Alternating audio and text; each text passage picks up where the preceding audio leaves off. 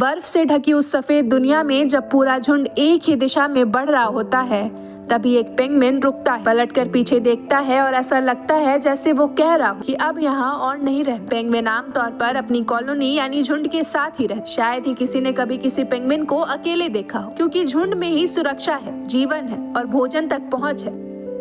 लेकिन इस पेंगुइन ने ना तो समंदर में जाकर खाना ढूंढना चुना और ना ही अपने सुरक्षित समूह में लौटना, बल्कि वो अकेला निकल पड़ा एक ऐसे सफर पर जहां उसका अंत पहले से तय माना जाता है। यह कहानी हमें उस पुराने किस्से की याद दिलाती है जिसे हम सबने सुना है, भगवान बुद्ध की कहानी, जिनका नाम पहले सिद्धार्थ था, जो राजकुमार थे लेकिन संसार की पीड़ा देखकर महाप्रस्थान पर निकल पड़े और बुद्ध बने। हालांकि बुद्ध होने के लिए इंसान होना जरूरी नहीं। शायद यही वजह है कि साल 2007 में एक पेंगुइन भी बुद्ध होने निकल पड़ा। यह दृश्य मशहूर जर्मन फिल्ममेकर वर्नर हर्जॉग की documentary encounters at the end of the world का है, जिसमें वो साउथ पोल पर फिल्माए गए फुटेज के दौरान पेंगुइन वैज्ञानिक डेविड आइनले से पेंगुइन की सेक्सुअलिटी और मानसिक स्थितियों पर बातचीत करते हैं और इसके बाद डॉक्यूमेंट्री के अंत में एक अकेले पेंगुइन को दिखाते हैं जो अपने झुंड का साथ छोड़ देता है। समुद्र की ओर जाने के बजाय जहां भोजन है और जीवन की संभावना है,